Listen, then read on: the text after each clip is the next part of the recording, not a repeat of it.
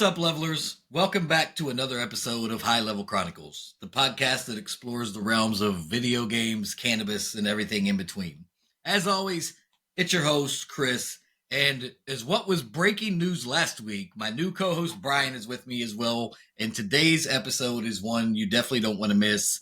We have a very special guest in the studio, a man with an incredible story of resilience and passion, Mr. Larry Grover. But before we dive into that hive of stories, let's start with everyone's favorite segment, Leveled Up, brought to you by High Level Hydro. Are you ready to level up your harvest? Look no further than High Level Hydro, Maryland's #1 seed and supply store. At High Level Hydro, we take you from seed to harvest with expert advice and top-notch products from AC Infinity, Mars Hydro, The Bucket Company, and more. Visit our website at highlevelhydro.com for a vast selection of premium seeds, cutting-edge grow supplies, and everything you need for a bountiful harvest. High Level Hydro, where success grows from seed to harvest. Your journey to superior yields starts now. Visit highlevelhydro.com or at highlevelhydro on your favorite social media.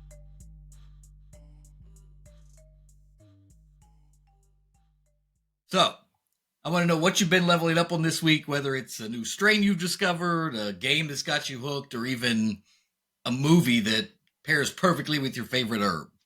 Tag us on social media at HLC Podcast 420 or hit us up on our website, highlevelchronicles.com. Let us know what you've been leveling up on this week. Brian, we are going to start with you, bro. What have you been leveling up on? As of smoke, we got some ice cream cake this week. Other than that, man, I've been grinding out for this tournament tonight on Fortnite. What tournament you got going on tonight? It is the FNCS Pre-Qualifiers Cup. So, anybody that's listened to our episodes knows what happened the last time you was going to do a Fortnite tournament on the weekend. Is this one you think may play out a little better for you? Yeah, so this one is all the people that didn't get to qualify. We have a second chance now. This is loser's bracket. Yeah, pretty much. Loser's bracket. Now we know. All right. I think we got this one. But you're prepared that at least you've been playing a little bit this time. Yes. All right. Our levelers out there, let's see what they are saying. We have at Devour Dave. I had to wait. It was DVOUR Dave. So it took me a second. But said I leveled up on some Tekken 8 over the last week. All right. At El Sparzito 98. What's up, bros? I dabbed on Green Crack and binged American Nightmare on the flicks. American Nightmare. What's American Nightmare? You know what that is? Nope. I'm about to look it up there. American Nightmare. It's on the flicks. So El Sparzito wasn't just chilling. Netflix and chilling. El Sparzito was watching American Nightmare. Wow, leveled up. At Andika Potts 8 said, I watched some weird show on Apple TV called Severance and took a few edibles, which probably wasn't the best idea while watching the show because it was weird AF already. I've watched Severance. That's been a while. I feel like that show's been out for a few years. Yeah. But I don't think there's a new season, or else my wife would have probably she would have probably already told me, like, hey, the new season came out. I think there's only one season. But you ever check that show out? No, I've heard of it, but I have not watched it. It's actually really good. It's weird. It's like their minds are like they separate their work from their once they enter through. They have some chip or some shit implanted that makes them only know the people in work. They don't know them outside of work. Like you don't even know who the people are. So it's the whole thing, but it's not bad. Which is wild. I mean, American Nightmare. You looked it up. What is that? I think of Cody Rhodes because I like WWE. So when I hear American Nightmare, I'm like, it's Cody Rhodes. I know it's not. After a harrowing home invasion and kidnapping in 2015, a couple was accused of staging the ordeal when the woman reappears. Oh, that's a real story. Yeah.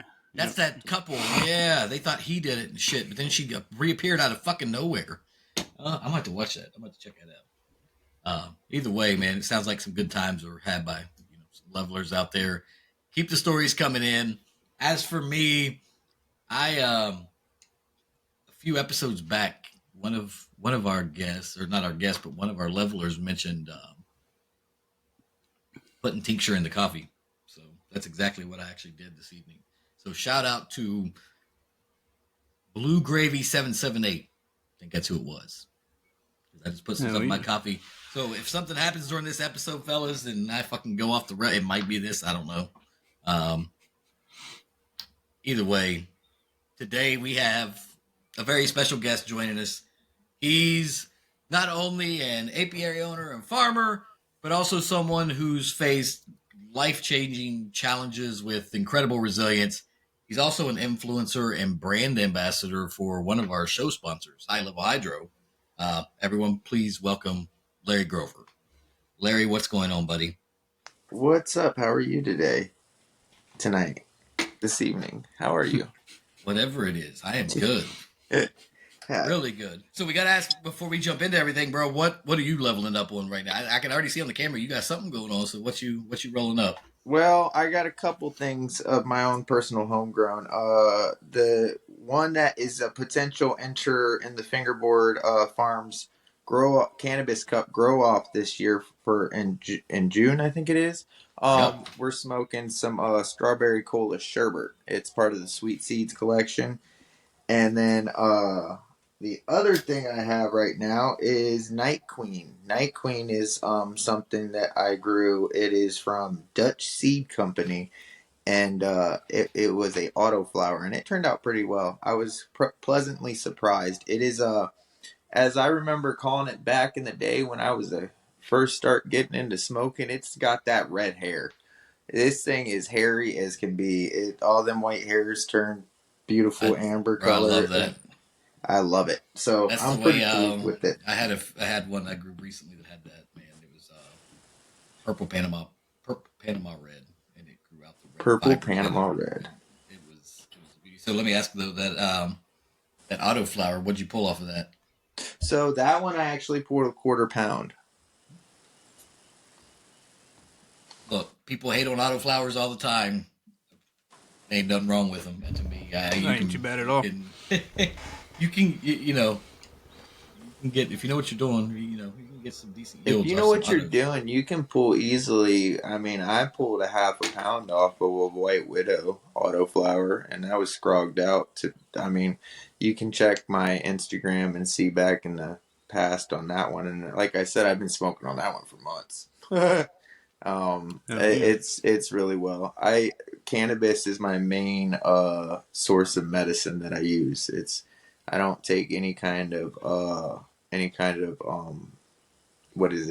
narcotics, any of the narcotic pills, any painkillers like that. It's straight cannabis and Tylenol.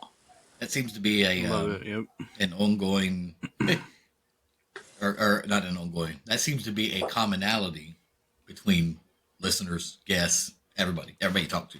Same thing for me going on now. Same thing for my wife. Same thing for me. I think it's good. So Larry, you are a business owner, yes, farmer, and recently, actually coming up soon, is a 1-year anniversary of a recent ordeal you had. Yes. So we might as well knock out that fucking monkey in the road. What happened, bro? What happened? All right. Well, technically, it's a deer on the road, not a monkey. But yeah, there we go. So what happened was it was a glorious day, February 23rd of 2023. Like you said, almost a year from now. As you can see, my nice little headrest here. I was riding my motorcycle because it was about 80 degrees, and me and my wife, she got off of work, so I skipped work and I went to see her. And we went to a nursery to go get some plants because I own a farm. I own a honey farm. I sell honey and beekeeping equipment and all that stuff, but we'll get into that later. So I went to pick up fruit trees because I like having them around my property. And on my way back, she was driving the truck. I was riding my motorcycle. On the way back, about 5 minutes from my house, a deer ran out in front of me, and I swerved to miss it, and it put my motorcycle into what's called a death wobble for people who don't know. That's where your front end basically shakes to and fro like it's a wiggly wobbly rope. and I couldn't pull out of it. And everything I did, I tried to pull out of it. It was pulling me to the side of the road, and I figured the cornfield is a lot softer than the road itself. So I went into the cornfield. As soon as I hit the cornfield, the bike slid. I flew 100 yards head over heels.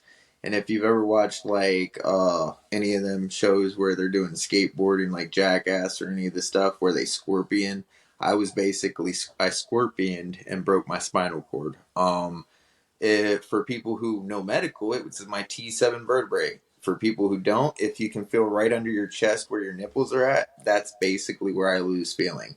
So everything below that is, I don't have feeling. I have use of my arms, everything else up above, just not below that. Needless to say, it put me in a wheelchair, and I'm probably never gonna walk for the rest of my life. Well, let me ask: when you had the accident, was you knocked out? No, Remember the accident? I remember every single part of it. So what was it instant that you realized? Oh shit! I don't have any use of my lower So extremities. as soon as I hit the ground, I stopped and everything stopped. I knew I was paralyzed because my body felt like jello. In fact, I passed a rider that was riding behind me, or riding in front of me, and I passed him, and then he ended up pulling up on the accident, and he ran down and was like, "Are you okay?" And I was like, "Yeah, I'm fine." He said, "Well, don't get up." I said, "Well, I can't. I think I'm paralyzed." And he said, "Oh, man." I said, "Yeah, you're telling me, buddy."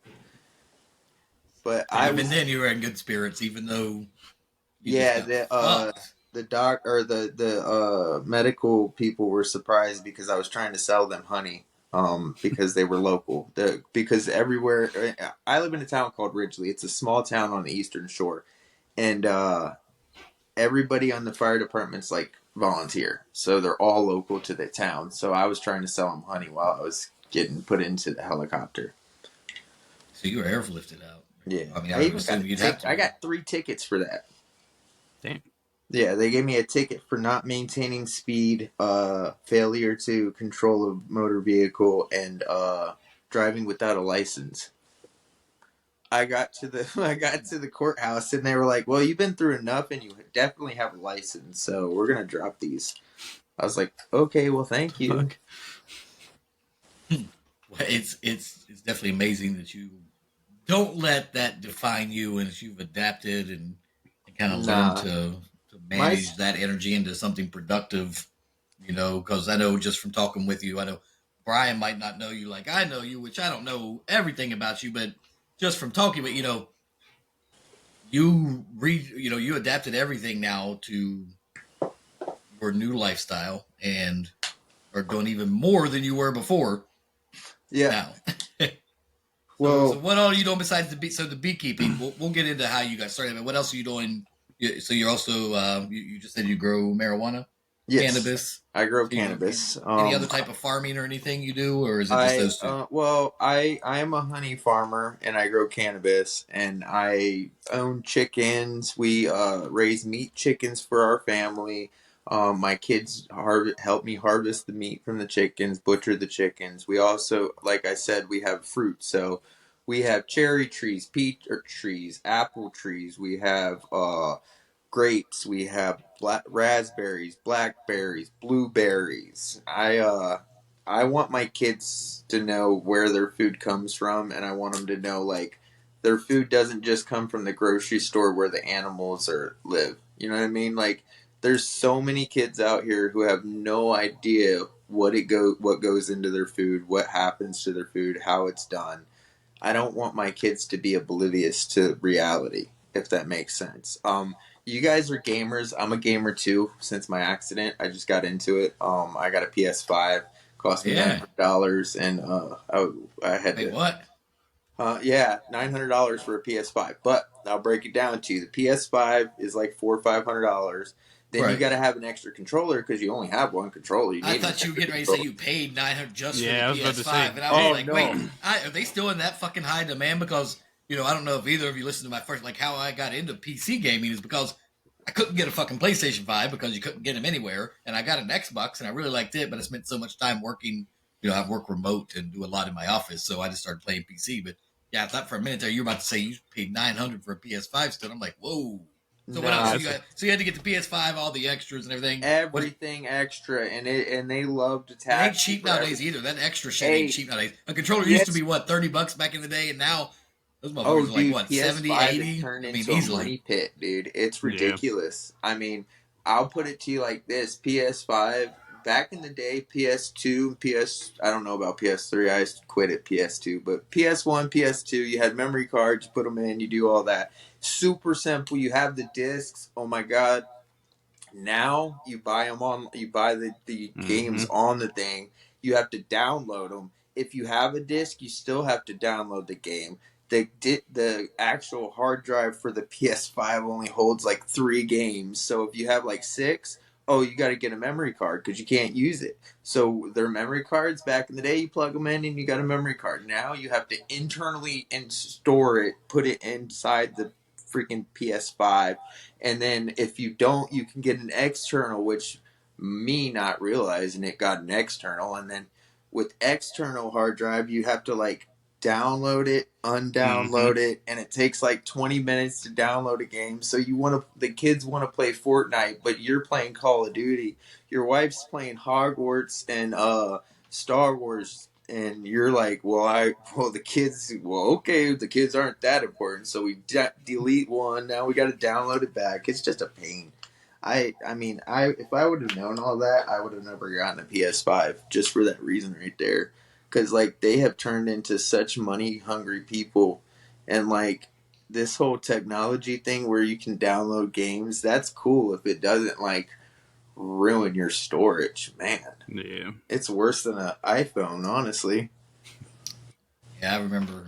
Right. So what do you play? What's your go-to game? What do you Call normally of Duty play? right now. So I've been playing Call of Duty Warzone, and I've been like, the season 2 just came out, so I've been all about You it. have Right? to add me, bro. That's all I've been doing, grinding that battle pass and Yeah, you I, for that, I bro. haven't bought the battle pass yet, honestly. I got, bro. That's me. I'm a Call of Duty freak. Everybody know that's all. Well, It's what I play. And I love Call of Duty, but fuck Call of Duty. you got banned. Look, I'm telling you, man. Would you get banned for cussing? Oh, I got banned for I guess cheating, but I wasn't. Would you have an aimbot? No, he had I VPN running. I had a VPN running from my spyware. For sure. See, And that anytime I got trying to hide reported, behind IP addresses and shit. it's them computer player, or it's them PC players who are like the killers. You know what I mean? Because like That's me. I'm a PC player. And I'm a PC player too. dude, PC players make that shit fast, and like it's ridiculous what you guys can do. Now I'm not saying cheating wise, I'm saying just like in general wise. Yeah. Like PC players move their control. If you ever watch a PC player, They can move a lot faster. Their movement speeds are a lot faster. Now it's a lot so speedier, quick, dude. I It's use a controller still, so I'm old school. So I'm not any faster than anybody else on fucking console. You know what I mean? Play Because I mouse use a and keyboard, controller. and yeah, I definitely know the difference. I just between like the natural feel of a controller, but I'll tell you what, bro, I can keep up with fucking any of them. I'll keep up with So- any of the PC players on Call of Duty. Now, Fortnite, fuck no, I can't keep up with none of them, and that's why I don't play Fortnite anymore. Because I just can't can do keep the up with that builds shit. on Fortnite pretty good. I'm pretty good at that. Like But building you ain't as stuff fast as a real PC quick. player. No, They can fucking tap, and it's fucking. They got a fucking Mount Rushmore already built. Fucking Mount Everest going. And but I've won. Yeah, I've won on Fortnite. I can get one panel up by the time most people have a fucking skyscraper built. Oh yeah, I got a little panel and a roof, and by then they've already shot the shit down and broke it. So a lot of my friends that I play with, they just stay on the ground and shoot people while I build up and fight everybody. Yeah, you guys are on a different level though. I would do it if I had a crew to play with. Like I think it could be fun. I like playing games like that with people, but that's why I like playing Call of Duty, is because I got a good little group that I play with. One's a 12-year-old kid, apparently. Hey, it's horrible. He's a 12-year or a 14-year-old kid, and he kicks my butt in this thing. He'll get like 15, 20 kills, and he's talking trash to everybody as he's doing it. And I'm just over here like hiding, sniping people, and I get like 5 kills. And he's like, "You suck." And the only reason I like playing with him is because I like listening to him talk trash. And he's he's about his guy that talks shit. What was that? Like, there's a guy on Call of Duty that talks shit. He posts a bunch of TikToks and reels or whatever. But he is I don't know what I don't know the fucking language, bro. What is a full quadriplegic? He can't move anything, so he plays by blowing Blowing, on this yeah, fucking that's like pretty shit. And crazy. bro, he tears people up on there, Yeah, he and I'm does. Yeah. like, what the hell? Like, how do you even move that fast with your mouth? And he's like hit shit with his Hey, nose and sucking and blowing, he's pretty good at it. Hey, us paraplegic and quadriplegics are pretty good with our mouths. yeah, I would say you gotta be. My wife loves me. I would say you gotta be. I mean, let's go ahead and knock that question out now. Does little Larry work?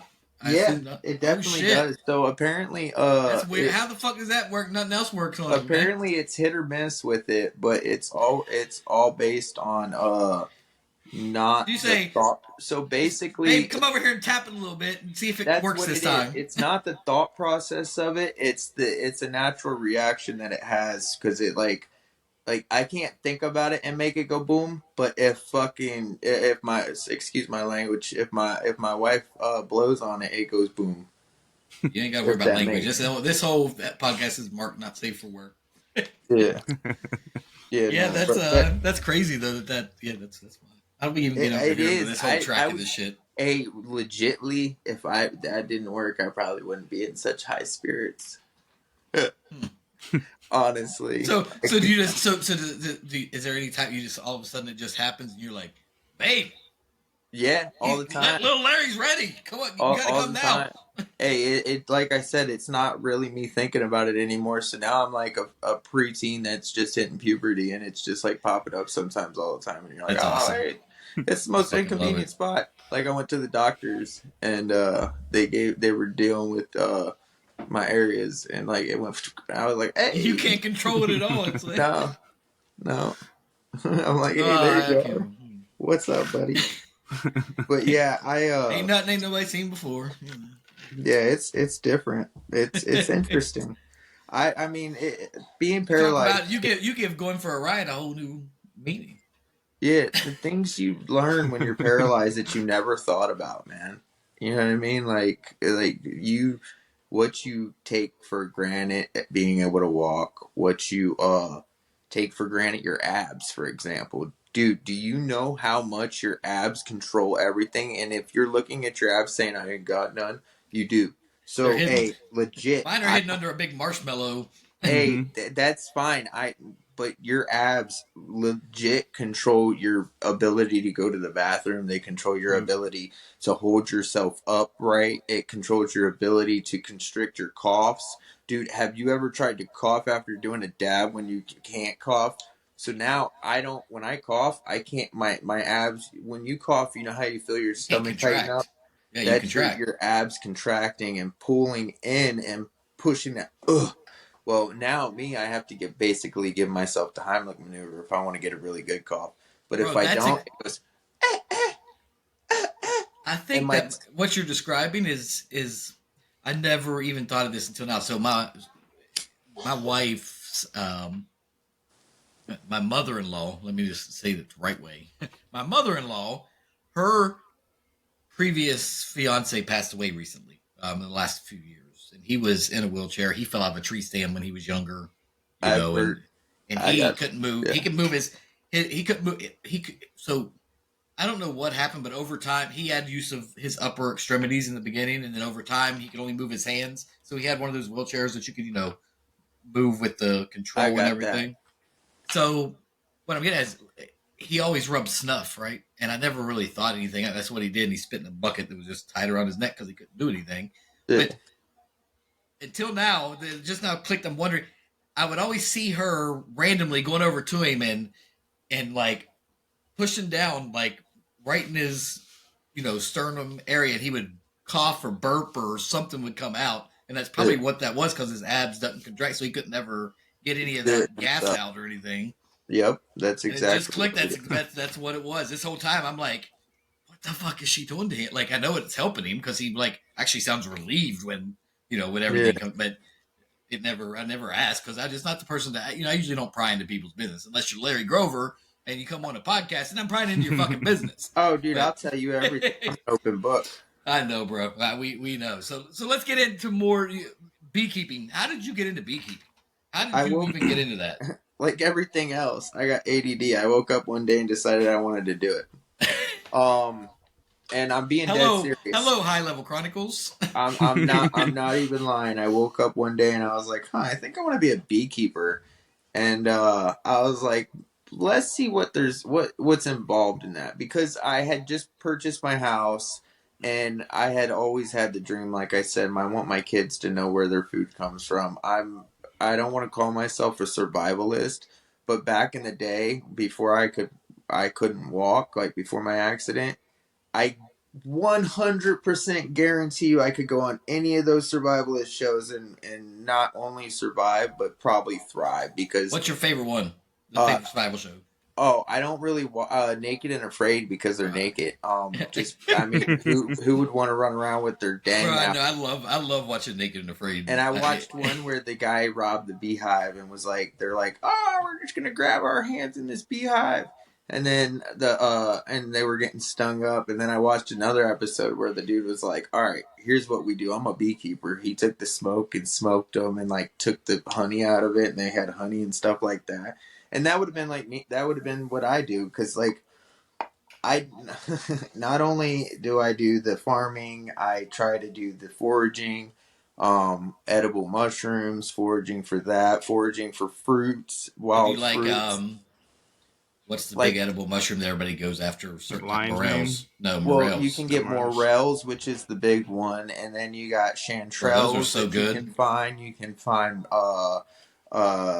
lobster mushroom. You can find cow of the woods, chicken of the woods. You can find um oh, I mean, there's puffball. There's all kinds of mushrooms you can find here in Maryland, and they're all delicious, in my opinion. I love them. I'll take mushroom, put it on a deer steak, and I'm happy with So if that. bro, you're talking my language. So if I go out here in the woods where I'm at in Thurmont, Frederick County, and I grab some mushrooms and send you a picture, you'd probably be able to tell me what it is. Hey, don't eat Yes, that, motherfucker. I would need, Don't eat that or do.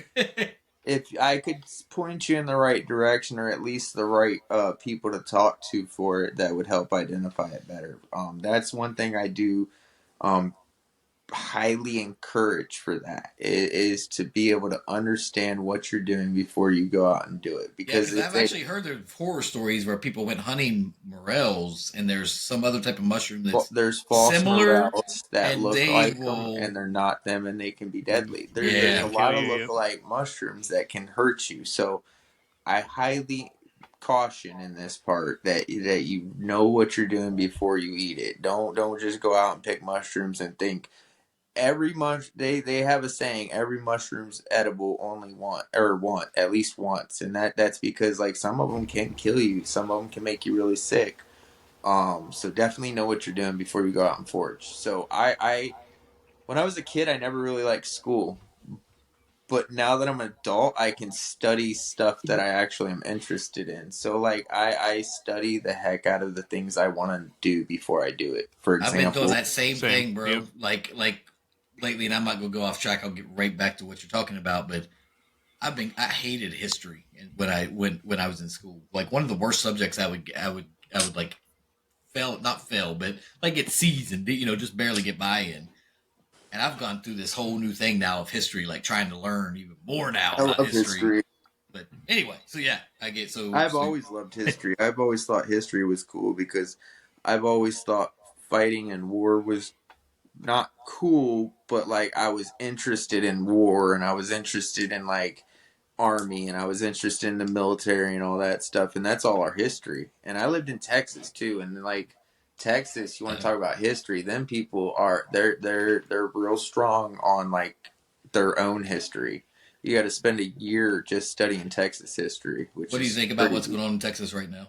Oh, I think it's interesting, and I mean, not to get like anybody against me, but I support it. I mean, they're doing what they need to do to protect For their our own people. border. I mean, and if the government can't, if the federal government isn't going to do it, Texas is going to do it. Now, how much money they're spending on it, I don't know. I'm not really into politics too much, And and how I long they hate can to, keep it up, sustain it. Yeah, it's a big. yeah, if they can make it work, and then the Texas citizens are behind it because it's a fair election, they elected the person, and if they don't like it, they can always impeach the person. So if they didn't like it, they could do something about it. So as long as the Texas government likes it, the Texas citizens like it, and it's protecting America, I'm definitely down for it. And to be honest, people who are against protecting our borders is crazy. Because like that's how you get invaded is in your borders, and like we only have two of them, so it's not really that hard to protect. You know what I mean? We only have two borders. It's not like we're in Europe where we're surrounded by multiple countries that could just ram us at any time. Right. So let's get back on track here a little bit. Back to what we were saying. You said you started beekeeping when you bought your house, and yes, so how long ago was that? We've owned our house for 3 years now, okay. I think. So you started with the beekeeping right before the pandemic. We actually we signed for our house right before the pandemic. We were the last signers that guy seen for for a couple of years, actually. Okay. You got in before the rates went. Hey, yeah. It was the perfect timing for us. That's when I got it. We got it in 2019. We bought our house in 2019. 2019 is when we bought our house. So we've ours. That's how long I've had the apiary. I didn't get it in 2019. I studied and got it I got my apiary in 2020, and then I opened up for business in 2021. I'm pretty sure. I'd have to look. So back. So did you just start reading on your own to get into that? Like, yes. I know you said you woke up one day and was just like, "Hey, I want to start having some fucking bees." So let me just start learning everything I can. I was like, well, first I want to make sure, because bees sting, and I want to make sure that I actually am interested in them before I get them. So I started studying, and I encourage everybody to study before you do it at least a year, learn about them, because bees are kind of intricate. They're very smart in their own way. They're highly intelligent. They're actually considered a superorganism. The bee hive itself is a superorganism, and it can almost be compared to a brain, if you will. Think about your brain. When you think about things, your brain fires off millions of synapses in a single, you know what I mean, at a single time, and that's what makes your brain work. That's what makes your arms work. That's what makes your legs work. Is the firing of your brain going through your spinal cord. Bees are the same way. They a single brain cell won't do nothing, but your whole brain and all the brain cells together make your whole body work. A single bee won't do nothing, but a beehive in itself can pollinate thousands of acres, can pollinate, you know what I mean? Can pollinate not thousands, but can pollinate a lot of acres, can pollinate, and can do all kinds of different things. And they're almost like a little city. If you like gaming, back in the day we had Sims. I loved Sims just because it was like you're watching you're building a city, you're building a person, you're building a life, yada yada yada. Well, it's the same in a beehive. The bees themselves are like, they got their own little store, they got their own little security guards, they got their jail. They have a jail because they have intruders like small hive beetles that will come in there and try to steal their honey and their pollen, and they will actually they put them in jail. Yeah, so they actually bite at them and corner them and put them in a corner, and then they'll put what's called propolis, and they'll build a propolis seal over them and block them into something until you'll find them in. So when you first pop your hive open, you'll pop the lid off, and usually they're in the top of the lid and stuff like that where they're jailed at, and like you'll open it and you'll see like 5 or 6 small hive beetles running around, because most hives have small hive beetles.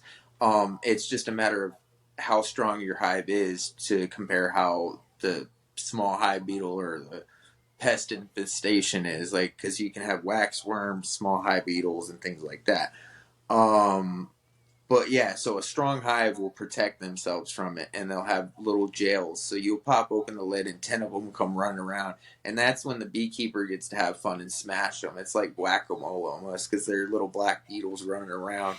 And as they run past a bee will try to grab it and like stop it. You know what I mean? And you're like, "Oh, get out of here! Die, die, die, die, die!" I have a question for you. What's up? Have you ever heard of the telling of the bees? Yeah, so when a beekeeper passes away, luckily my wife didn't have to do that. When a beekeeper passes away, the old I don't want to say myth. It's a thought process, I guess you would say. The old thought process was you would go out to the beehive and you would tell the bees that their beekeeper is no longer alive and that you were going to be their new beekeeper and you were going to look after them as good as their previous beekeeper did. And what they do is, if you don't do that, they say the bees will actually mourn and die because they know who their beekeeper is.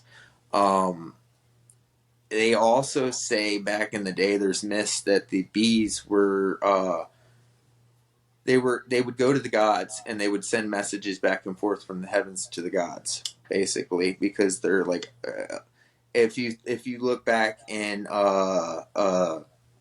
ancient Egyptian beliefs, that's where the bees really became like gods messengers and things like that, because honey is gold almost, so it's considered like a liquid gold. It's pure wax. The bees made wax, and wax is used as sacred rituals. Beeswax is used in sacred rituals. It's also used. It was highly sought after in the Roman times and the castle times. They had basically, like in England, and when it was like queens and kings of England were the main things, they had what were called bee forests, and it was the castle owned forest that castle owned beekeepers would go out into, and you couldn't go into the king's woods. You couldn't mess with the king's woods. You got caught in there, you would be killed. Because it's basically like you were robbing from the king. You killed a deer in the king's woods. You killed the king's deer, not just a regular deer. It's like DNR nowadays. They, you know what I mean? DNR. If you don't pay the tax on our deer, you can't shoot our deer in Maryland, and that's how it was. So they would have the king's beekeepers would go out in the king's woods and they would make hole. This is interesting. They would climb up in trees. They would saw out a square in the tree, and then they would chisel it out, make like a cavern in the tree, and then they would poke a hole in it, and they would put old beeswax in it to encourage new bees to when the bees swarm, because every year if a hive is strong, it's going to swarm, and that's just a reproductive split, basically in a swarm is where you see all those bees on a car or all those bees on a tree just hanging in a ball. If you check out my Instagram, Be Crazy Apiary on Instagram, you'll see a lot of swarms that I've done swarm removals from in my past when I could walk. And some of them are cool. So it's just basically one hive splits off and becomes two. And that's what a swarm is. So they would try to collect swarms in these trees that they've hollowed out, and they would put doors that were made out of wrought iron. They had wrought iron and wood doors, old castle doors in the trees. So if you could imagine walking in a wood forest and seeing like little doors in it in a hole, looking like a fairy house or like a elf house or something. You know what I mean? The Keebler elves. So. It's pretty cool. Let's switch gears a little bit. You mentioned your Instagram handle for your apiary. You also have at @B_growing 420. So yes, that's how my does the 420 play into all this? So how did you get into cannabis growing, and how did you get into that with the bee farming? Oh, and so do you make cannabis infused honey? I'm working on that. Yes, I am working on that for myself, for personal use, obviously, and maybe gifting purposes to my friends. Because you can definitely do that, but you cannot sell it, so it will not forever be for sale. It's only for gifting and my personal medical use. But yes, I'll be I got tons of honey, so I'm going to be making me tons of medical infused honey. I think that will be good. I love infused honey. I just made some the other week. I am very much a edible maker. As also as a cannabis grower. I I studied. So I studied some how to do art, basically how to make FECO, which is fully extracted cannabis oil. And if you're talking about putting tincture in your coffee, what kind of tincture are you using? Are you using a glycerin type, or are you it's using the first time alcohol? I ever made one. So it's alcohol. It's Everclear. It's that so cold if you tincture. take that Do you have an electric stove or a gas stove? Electric. I've reduced it already down to. Yeah, so you I reduce it didn't down want to the oil. I wanted it to still be tincture. I didn't want to reduce tincture it down to style for oil. sure, for Yeah, sure. it was my first time, so I was like, let me just do the tincture. Let me try it out and Yep. see what So if you happens. do that, you can take that, and the tincture is wonderful. Because of the fact that you can reduce it down to make fully extracted cannabis oil. Mm-hmm. You can also take that tincture and put it in sugar and make a can of sugar, and then you can take that can of sugar and you can spin it into can of cotton candy. You can also take that can of sugar and put it in your coffee to sweeten your coffee if you like sugar in your coffee or your tea. I got you thinking. Yeah. So you can also take that tincture and you can put it basically in anything that you're gonna eat. Mm-hmm. Because it is such a light dosage. The alcohol taste is always there with the alcohol based tinctures sometimes. That little bitter taste almost. That seems to be there, but there's also other ways of making tinctures that isn't using the alcohol. And I'm sure those Um, are a lot better because I just bought some from Fingerboard Farm. Some of their CBD Midnight Magic tincture, and that stuff is almost like clear, perfect color, green clear. I can't even describe it. And there's of course there's no alcohol flavor, and it's just silky smooth. Like I yeah. don't even know how to explain it. Yep. And making edibles, if you look up blanching and you blanch your Mm-hmm. cannabis before you do it, it will take the chlorophyll out of the cannabis, and it's basically called washing your cannabis Mm-hmm. and before you make your edibles, and it takes the taste down to zero. So it turns Yep. your edible into, from tasting like the bud that you're eating to tasting like the chocolate brownie that you're eating. I've had edibles that you That's could my wife's biggest complaint is the flavor. I'll put it to you like this: you can take the butter that you make after you wash your cannabis and put it on some bread, and it's going to taste like toast. So that's what I do for some of mine. That's what I just did for the honey butter and the coconut oil that I just made. Nice. And my honey just tastes just like it came out of the jar originally. Exactly. That's the way to go. It's not only does it clean off does it take out the chlorophyll, but it also washes the bud in the sense like anything Yes. that was ever put on it, anything that dust, dirt, debris, any of that stuff, it helps get it out and it also shocks it. So that's the way I do it as well. I think that's the best way. But yeah, I got into cannabis growing. I've been growing cannabis for over 10 years. I was growing cannabis before it was ever legal. I now that it's legal, I've been growing forever. No, I've You're been past growing. the statute of limitations anyway. Don't matter. Yeah, so I've been growing for over 10 years. My family's grower have been growing. My nephew actually works in a growing facility in Oklahoma. He's one of their growers, and the things he sends me are amazing. The pictures let me rephrase that. The pictures he sends me are amazing. Of the things that he grows. When I go down there, I get to see it and actually experience some of the stuff. And I'll tell you, some of the buds that he grows, their growing style is crazy though. For example, I use for my auto flowers, I don't like to go under 10-gallon pots. For my photos, I don't like to go under 20-gallon pots. The reason I do that is because your root system controls the growth of your plant. Have you ever seen the way a tree grows?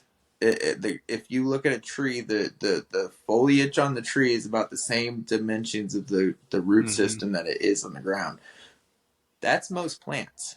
So like that's not just a tree. That's a lot of plants. A lot of plants grow to their root system. For example, autoflowers, as soon as they feel root bound, that's one of the flipping features of Yep. them. They feel root bound. They feel that they're done. They will flip into flower.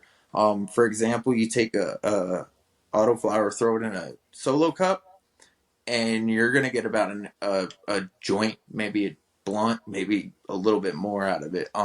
Just because once it gets root bound, it's done. It'll shoot up. It'll be done. I got one growing right now that's one little bud. Cannabis um, bonsai tree. yeah, and I'm actually going to be I'm going to be doing a segment on bonsaiing a cannabis plant. So That'd be really I'll cool. be doing that, and I'll be posting that on my Instagram and my Facebook and my TikTok that I have. Hell yeah. But I got into cannabis growing. I've been doing it myself personally for about 10 years. Um, I'm a farmer, so I like growing stuff in general. Just like in general, I like growing. So cannabis is just one of those things that's a natural. Now that I'm medical, now that I've been medical for like ADD and uh, depression and things like that for years. But now that I'm medical for like myself, I can actually grow it for the medical purposes, and I really use it, like I said, solely for medical smoking and my pain. I wake up in the morning, I have to smoke. Right now I'm smoking because my back is killing me because it's almost bedtime.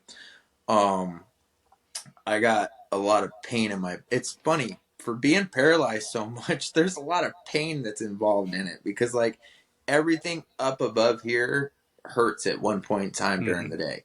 I'm on disability because of that. And the point that like my farm, I'm going to be downsizing the bees because I can't do it as much anymore. I can't. I have 30 beehives. We sell Bee Crazy Apiary is my honey farm. You can find us at beecrazyapiary.com. Find us on Instagram, Facebook, and TikTok at Bee Crazy Apiary. Uh, I used to do extractions. I used to do swarm removals. I had 30 hives. I sold beekeeping equipment. We sell honey. We sell beekeeping products such as skincare products, soaps, lip balms, or beard balms, lip balms, body butters, things like that. All natural, no additives, no petroleum based products, everything. We also sell like jalapeno infused honey. The jalapenos come straight from my farm. I harvest them, and when that's done, it's done. We don't buy jalapenos from outside sources. We like to pride ourselves that everything you get comes from us. You know what I mean? So that's what we do. And with that being said, yep, that's my website right there. Looking good. Cool. I was just about to My pull it wife up. designed that because if I would have done it, it would not have looked like that. It's a nice looking website. Yeah, Oh thank you. yeah. So we ship all over the United States, and we can do pickup. We sell beekeeping equipment, honey products, all that stuff. We also sell the honeybees themselves. So I had a lot going on. I also was a full time plumber at doing this, running this business before my accident. So I worked a 40+ hour job a week. Then I went and took care of my bees. So I was a busy person, running a farm, How many running hives did you have at that time? 30. Oh, you had. That's what you've had. That's what I've been. So when I first started out, I started out with 3 hives. And Oh, this okay. is, my wife loves this story, and I say that sarcastically. So I started out with 3 hives. The plan was I was going to buy 3 hives.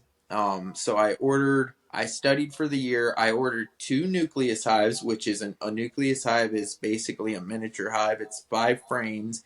It comes with the queen, her brood. So she laid all the babies. It comes with resources for them, and it comes with the bees themselves. And basically, it's ready for you to put in a regular size hive and grow from there. And then I also bought what's called a package. A package is basically a wooden box with screen on either side, and they weigh out the bees, and it's 3 pounds of bees. So you get 3 pound. They literally weigh out 3 pounds of bees. They have a bunch of different hives that they shake. These are usually coming from pollination farms. So the ones that go to California to pollinate the almonds, and then they'll go pollinate blueberries. And what they'll do is they'll put bees on by the hundreds of hives on tractor trailers, and they'll ship them all over the United States, and they'll drop them off. They'll basically, it's a cargo train of bees, and they drive it, and then they stop in California. Someone unloads them with a pallet, and then they let them stay there for a month, and they load them back up in the pallet and put them back on the cargo truck, and then they ship them to the next place, and then they do the blueberries, and it's just a repeating cycle until everything's pollinated, and then they rest them in Florida or Texas or a place like that. Well, a lot of those hives at the end of the year will get broken down into packages. And those right there, or at the beginning of the year, their end of the year is our beginning of the year because Right. of the way the cycle works. So they'll break them down in these packages, and you'll literally get a package of bees with one queen, and that queen has never been with this hive before, and none of these other bees have ever been with their hive before. So they're all really confused, like what's going on. So that's called a package. So I got a package and two nukes, and I was waiting for those to come, and someone called me about a swarm. And me being me, I went and got the swarm. Then somebody else called me about a swarm. Then I went and got that swarm. And then apparently a swarm showed up in my house because I had bees. So I had 3 hives already before my hives ever came. And I was only going to have 3 to begin with. I was never going to start a business or anything like that. I was just doing it for a hobby. So at that point, when my bees came, I had 6. So I was like, all right, cool. Well, my smartness went and I studied bees. I learned about swarm traps. I learned about catching swarms. So I posted all over the internet that I'll catch swarms. So I was getting calls all over the internet saying there were swarms everywhere across Maryland. Because I cross posted this on the western shore, on the eastern shore, because I worked on the western shore, and I was like, well, I'll just pick them up on my way home. And there was many a times in my plumbing truck that I used a cardboard box to hold a swarm of bees that I picked up in Anne Arundel County, and I live in Caroline County on the eastern shore, and I picked them up in Anne Arundel County or Calvert County, and I'm driving from Calvert County with a box full of bees in my truck with the face mask on, so none of the bees sting me because they're flying around my truck. But I got the queen, so none of them are going anywhere. You know what I mean? And that's how I grew my apiary from wild collected swarms around Maryland. So local hives. I pride myself on local. So everything we get, we don't ship from other. We don't sell packages. My company doesn't sell packages because we don't want Georgia bees. We don't want California bees. We want Maryland bees. So we raise our own Maryland bees, and we sell our Maryland bees. So since my accident, I've decided that I've had to downsize a little bit. So instead of 30 hives this year, I'm going to run 8. You know what I mean? I'm going to run 10 hives, and that'll be a little bit better because have the habit, like my ADD said, of picking up a lot of stuff. So like my wife says when I go in on a hobby or when I go into something, I go in head first.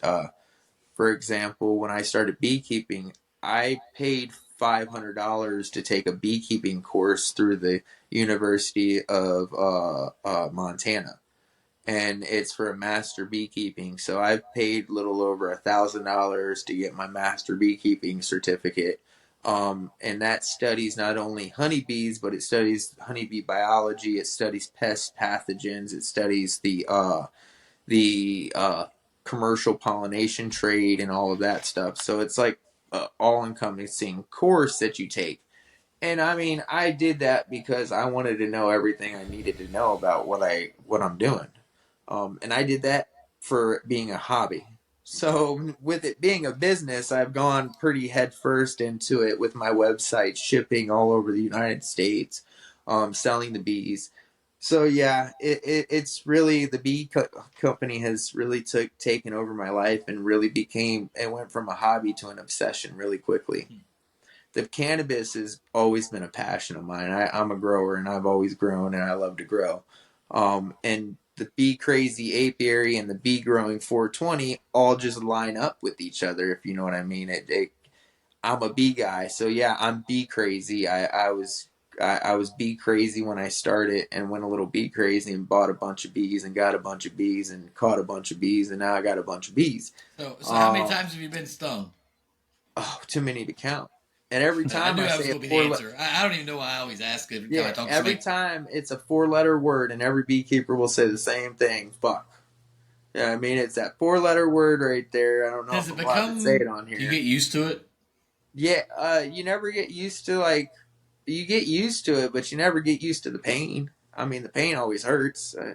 It's like you getting stabbed. Yeah, but I didn't know if it became like conditioned to it. You know what I mean? Like you hit, you're like, I'm Yeah, so used to being stung by him that it doesn't even phase me anymore. I almost wish somebody here was a boxer so we could ask a boxer the same thing. Like, Does getting punched in the face ever stop hurting? Not in the Do you get face. do you get conditioned to it? You know what I mean? Like, You because do with your fists and your legs. If you a kickbox, you with bee, your yeah, shins. but a bee sting is like getting punched in the face almost because it hurts. It's because I'll put it to you like this: a bee sting venom is comparable to cobra venom. It's one of the most deadliest neurotoxins, or it's one of the most deadliest toxins in comparison. So if you got the same amount of bee venom as you would a snake bite like that, it would put you in almost as much. It's really dangerous, I basically. almost died That's from why people can die from lots of bee stings. That's why when you see a Africanized bee swarm attack where like somebody got not a lot of this hype scare Africanized bees where it's like 1,000 bees stung me and I almost died, because when Africanized bees go, it's the whole hive. It's hmm 10,000 I bees saw stung me. something recently on a video. It was somewhere in another country. And I think it Yeah. was a guy and his girlfriend. They were on a bridge on some type of like excursion or Yeah, they were tour. getting stung up by the Yeah, and bees, they got and separated for a while, and he like, was yelling, "Don't slap them! Don't slap them! and Don't!" he And tried then the to other stay person, all calm, but they started just hitting him too, and it Yeah. didn't matter. he had to get out of there. Yeah, so that's the thing. I'll give a public service announcement. If you ever get stung by a honeybee, you'll know, because the honeybee leaves its stinger in you. So like a wasp or a hornet, their stingers are smooth, so they can sting you multiple times and not die. A honeybee's stinger has a barb, almost like a fishing hook. So when it actually goes in you, because our skin is elastic, almost like leather, when the bee stings us, our skin absorbs that barbed stinger and it gets stuck inside of us, and the And bee don't it? freaks Isn't out. there something with it? Like you don't want to squeeze it and pull it out because it actually pushes more Exactly, venom. because the bee, when it stings us, it's not expecting to get stuck on us, because usually when it stings like uh, uh, a bug, because the bug shell is hard, it actually cracks the shell and it'll kill the bug and it can pull its stinger out. But because mammal skin is elastic, when it stings us, it gets stuck. It freaks out. It starts what's called corkscrewing, and it starts spinning around in circles, and it trying to pull itself off of you. And in doing so, it's ripping out its abdomen and its venom sac. And that venom sac is what you're talking about. That little white fleshy thing at the end is called the venom sac. If you grab that, it will actually push more venom inside of you. If you leave it there, what it's doing is the stinger is actually continuing to move, and it's embedding itself deeper inside of you. So the longer you leave it, the farther it goes inside of you. So what you do is you take the blunt side of a knife or a credit card or a ID or something like that, and you go in a scraping motion across the bee sting. You don't pull it, you don't pick it, you just scrape across it, and what that does is it scrapes the stinger out of you with less likely chance of pulling and pushing more venom inside of you. We used to use toothpaste and a credit card. Yeah. So Brian, what were you saying? You almost died from bees? Yeah, so when I was a kid, actually, I never used to be allergic to bees, but I am now. I went to go run outside and hop on my power wheel, and I guess had a bunch of hornets in there, and they came out and attacked me, and I got stung. I don't remember what it was. It was over 30 times, and I guess it sent me into like anaphylactic shock. Yeah. I got rushed to the hospital, and I was in the hospital like 4 or 5 days. Started not being able to breathe and everything like that. They had me on oxygen machines, That's and now I crazy. have to carry an EpiPen with me everywhere I go. We have I, EpiPens here. They're a little out of date, but we still have them. The Mine are veterans. out of date too because I can't afford them. But bro, they're so fucking Exactly. expensive. It's amazing. Things like Suboxone are free, but EpiPens right, and insulin are through the Like for roof. me, I'm diabetic, so I have like you just said, insulin. Insulin's through the roof right it's there. Yeah. stupid crazy. Insulin and EpiPens. Them things are so expensive, That's and I don't understand why epinephrine. Did you know you can buy a bottle of epinephrine and for animals, and it's still epinephrine? The same. I'm not I saying did not do know that, that. but Right. it is, and it will do the same thing if done in the right dosage as EpiPen will, and it's like Okay. a quarter the price because it's for Most of the animals. drugs that animals get from vets or whatever are the same exact drugs that we take. Mm-hmm. We I usually mean, will ask our vet to call them into our pharmacy so we can get them under drug costs. exactly. Ask most farmers or most horse people. They use hair and mane or tail and mane for their own damn hair because it's so nice and it does such a good My thing for the mom used to do horses. that. I remember her Yeah. back in the day. She had that bottle. I remember the bottle clear as can be. It was like a white bottle with a blue and yellow Yep. fucking coloring. This is back, 90s, Yep. whatever. Yep. Hair and mane or tail and mane is one of the it's and you can go to Tractor Supply and buy it right there for the Mm-hmm. horses in the horse section. And my mom used that for years and had gorgeous hair. And I mean, I know a lot of people who have used that. It's funny going into a farming house and you go into the bathroom and see it sitting in the shower, and you're like, yep, yep, they're definitely farmers, that's for sure. Or someone who's not, and that's the one that because as a plumber, I go into a lot of houses. You go into like a rich person's house and they got tail and mane and their thing, and you're like, yeah, they went to Tractor Supply to pick that up, multi-million-dollar house. Right? But yeah, I mean growing and bees are one of my two passions, that's for sure. My children are also my other passion. I got two boys. They're preteens. One's basically a preteen, and the other one's right behind them. And the other one's gonna be hell on wheels when he gets there. He already is. He's just like me. Hmm. Yeah. Little Larry running around. Another Yeah, little Larry. yeah, it's nuts. I'm Now we glad. have Luckily, now he's not just he's like me. give it time. Yeah. Well, he won't never live in the life that I live. So the reason I am such good spirits about my accident and about the way I am is because I've been homeless. I was homeless in the streets of Arizona. I was really strung out on drugs. I was a meth addict for a long time, and I had to. I did some bad things. Went to some bad places, and was really sleeping on the streets in the back of an alleyway. And you never really know what life is until you're sleeping on the streets in the back of an alleyway under the light, because the light is the only thing that shines, and you don't want to get robbed, and you want to be able to see who's coming up on you. So you definitely want the light. But yeah, so that's where I came from, and from that, I own a house, I own a farm, I own everything that I do.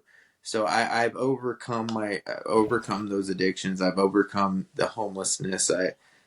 As the old folks would say, I picked myself up by my bootstraps and realized nobody was going to give me nothing, and I had to earn it myself. So like, let's put forth some effort and get this, because I've always told people that I'm not homeless by choice, or not homeless because I have to be. I'm homeless by choice.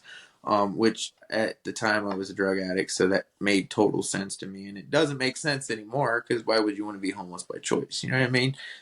But the point of that was, once I broke my addiction, I realized that like I can't go live off the government or live off of something that I don't need, if that makes sense. If I needed it like I do now with like disability and stuff like that, it's different, but like I could work. I was an able-bodied kid. I was 23 years old. I was just a knucklehead that was addicted to drugs, and that's what ruled my life.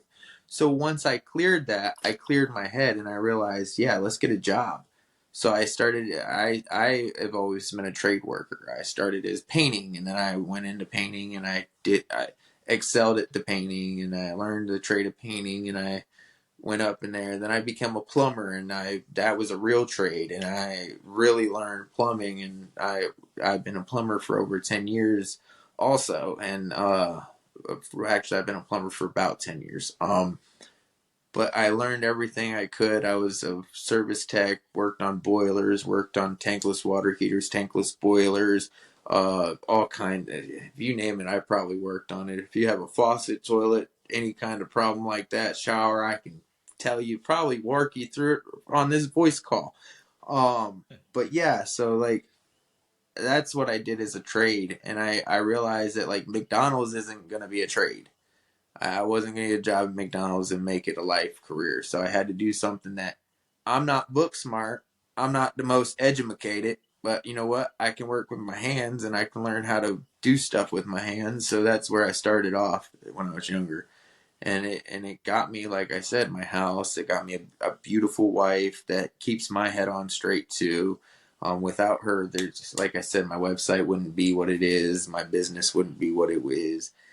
My business would be a jumbled mess, and we would be having a totally different conversation about it, because I'd be still trying to figure it out. My wife is definitely the brains behind the operation. I got lucky on that one.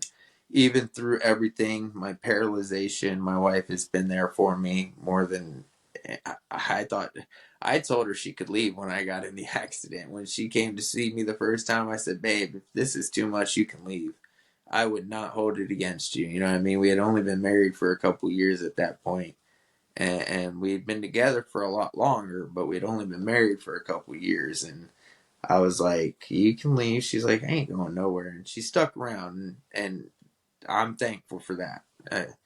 Behind every good man is a good woman. And if you have a happy wife, you have a happy life. And my wife is definitely happy, and I've been blessed because of it. I hate to say it, man. It sounds like you traded one addiction for another. Yeah, what's that? Yeah, for sure. I mean, you got rid of the addictions you had just for now. You're addicted to bees and growing everything else. I got an addictive personality. No, I guess that's an ADD part of me. I don't know. I don't know what it is. I trade one hop. My wife calls me a hobby hopper too. Yeah. So she says I'll hop around, because before this I owned a wildlife management company. Yeah, I did. Basically, I was the guy who, if you had a raccoon in your attic or bats in your attic or a fox on your property killing your chickens, I was the one that came and caught them and removed them. I got pictures of me holding possums like this. Good old jack of all trades. Yeah. Yeah. And I try to master some. But yeah, so right now I got my for the cannabis I got going on, I got the fingerboard farms that I'm looking forward to. If I'm not mistaken, my sponsor, High Level Hydro, actually is one that sponsors that too. If I'm not mistaken, I think that's the case. Absolutely. And I'm excited for that. Like I said, I showed you the banana cream sundae I got going on, or no, the strawberry cola sherbet I got going on for it. And then I also have another photo called banana cream sundae that I have that is beautifully purple, and it is so icy that I thought it had mildew or mold on it when I first saw it. I was like, "Oh my god, I got mold!" I opened it and I turned the light on. I was like, "Oh no, that's just crystals." Wow, that's pretty. And so I got that going on, and then I also have blue monkey dick, and that is a cross between Moby Dick, Chunky Monkey, and Blue Dream, and it is a Canadian strain from Canada.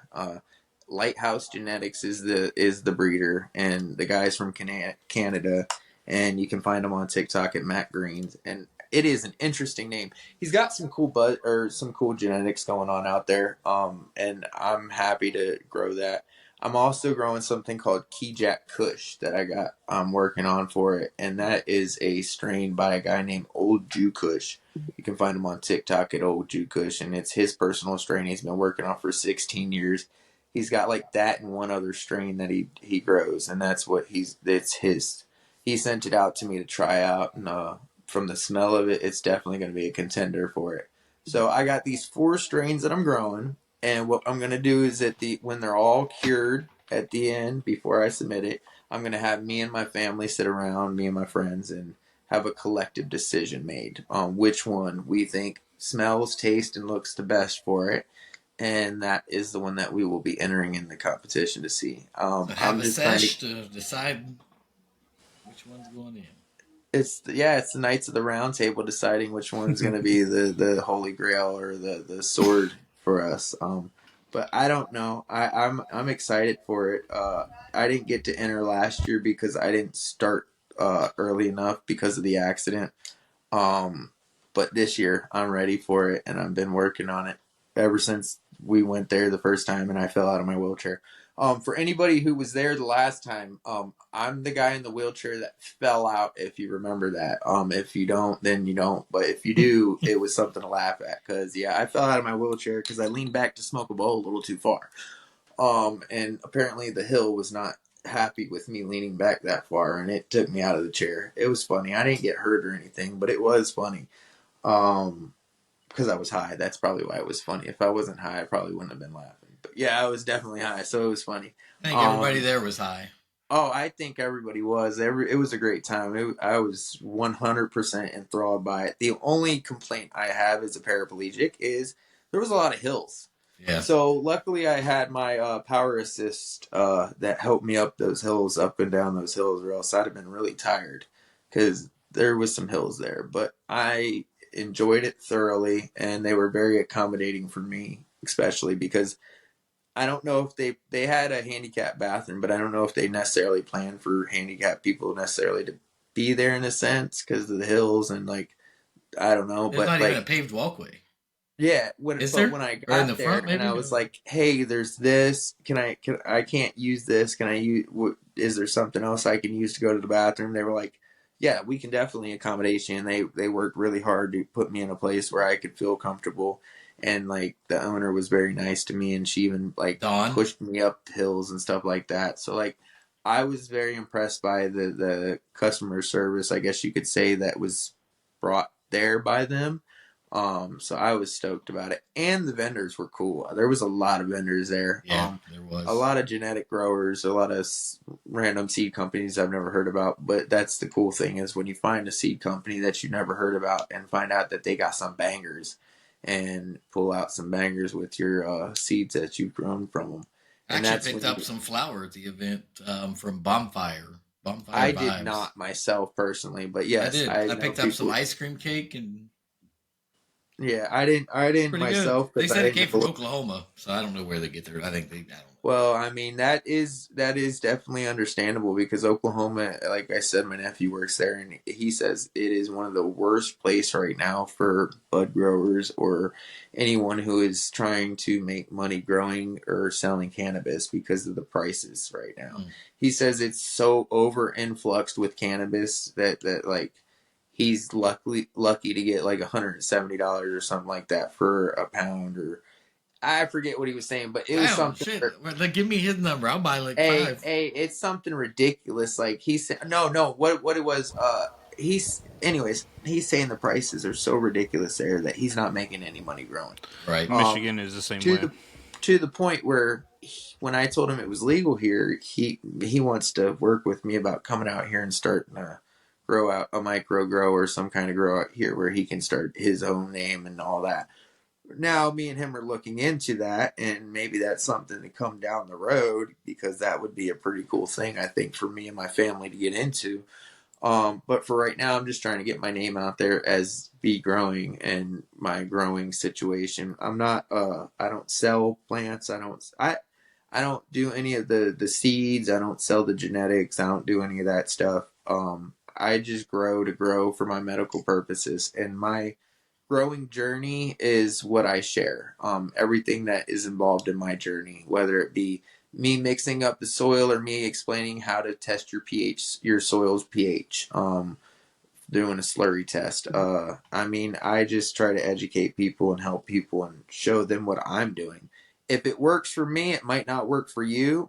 It's not meant for everybody, but what works for me could work for you. And if it does work for you, then that's cool. And if you take something from what I have to say or what I have, and you are able to use it in your life, that makes me happy. Because it's just like with my kids. I want you to know where your weed comes from, not the dispensary that grows it, because we all know half the bud tenders might not even know what they're talking about. We don't get to know because we don't have that personal experience anymore because of the way the government set this whole situation up. That's a whole nother story that I could get into of the way our government has royally screwed us in our cannabis.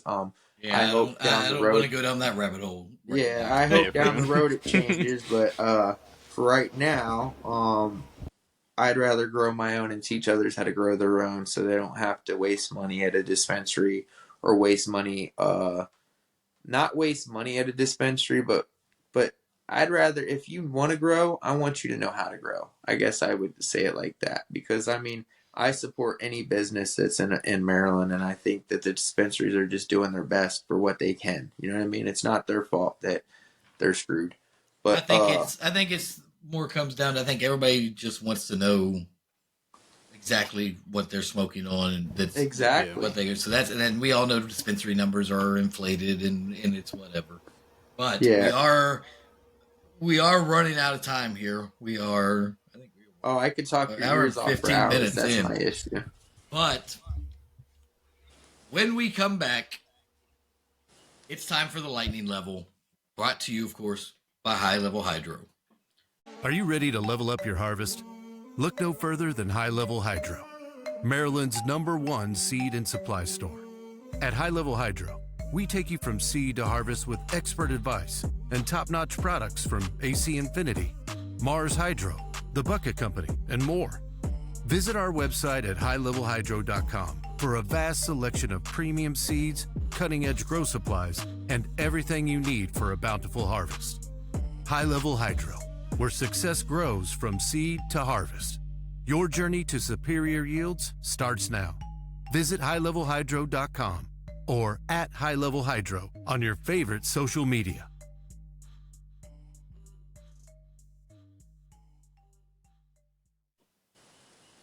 Now, Larry, before we wrap things up, it's time for the lightning level. What we're going to do here, go throw a few questions at you. Just want some quick answers. Whatever comes to top of your head first, all right? All right. Here we go. Favorite strain of all time? Blue Dream. Or White Widow. Okay, Blue Dream. Absolutely. You mentioned White Widow a bit. Who is your favorite superhero? My favorite what?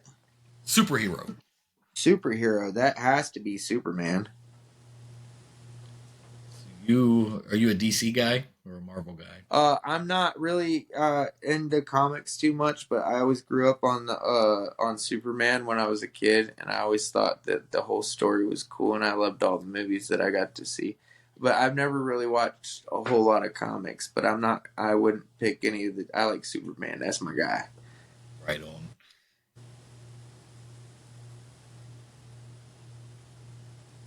And let's see here. Do you have any phobias? Yeah. I don't like spiders. I wouldn't call it. I wouldn't call it like super hardcore arachnophobia, but I'll put it to you like this: I when I had helpers as a plumber, I would make them crawl in the crawl space because I'm not doing that. Are you a movie guy? Like movie guy? Yeah, I'm definitely a movie guy. Favorite movie of all time? My favorite movie of all time is what is it called? Hostel. Liam Neeson. Wait, yeah, Liam Neeson? Okay. No, that's not Hostel. No. That's taken. You were talking about Hostel, the fucking horror movie. The horror movie where that's a good movie, dude. Eyeballs hanging out of his. You know what? I might watch that tonight. Shit. Hey, it could be legit though. That's why it's so scary. Rich people paying to murder people because they just have the ability to. And over there, oh, for sure, people go disappearing like that. All right, man. Nah. Last but not least, question I ask every single guest we have on our show: what is your favorite go-to munchies when you're high? Oh, salt and vinegar chips or something sweet to top it off. You got to have both though. Like you got to eat the salt and vinegar first, and then you got to have an ice cream or a cakey or something like an oatmeal cream pie to top that sweet off. So you knock that sour down with that vinegar down with that sweetness and that saltiness. Yeah. Solid choices. Larry, this has been an awesome conversation. We really appreciate, you sharing your story and your wisdom with us and all of our levelers out there. Any final thoughts or last words that you want to leave everybody with? Who, me? Absolutely, you. Well, I mean, if you guys got time and you want to check my stuff out, you can find me at beecrazyapiary.com. For my honey, you can also find me at beegrowing420, either beegrowing_420 or beegrowing420 on TikTok, Instagram, and Facebook. and just follow along my journey, man. I don't know exactly everything, but the stuff I do know, and the stuff I don't know, I'm trying to learn.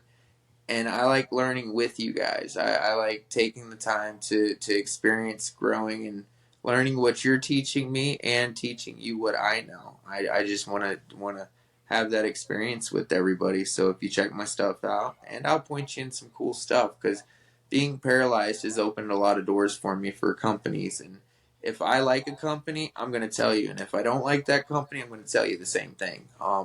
Whether their stuff's good or trash. If they send it to me, they better be willing for an honest opinion, because I'm definitely giving my honest opinion. I'm not selling trash. So yeah, check me out. And if you like it, hit that like and follow. If you don't, well, tell me about it. And it'll also blow my comments up and blow it up for me too. So my haters make me famous Right? too. Yeah, Well, well said, Larry. And with that, Indeed. we have reached the end of another High Level Chronicles episode. Thank you again, Larry, for sharing your journey with us. And levelers, there you have it. A huge thank you again to Larry. Join us on this episode. Remember, no matter what challenges you face, you can level up, you can conquer them, just like Larry did. Don't forget, share your thoughts on this episode by tagging us at HLC Podcast 420 or on our website, highlevelchronicles.com. We love hearing from everybody. As always, stay leveled up. We are out. Thanks for listening to High Level Chronicles. See you next time.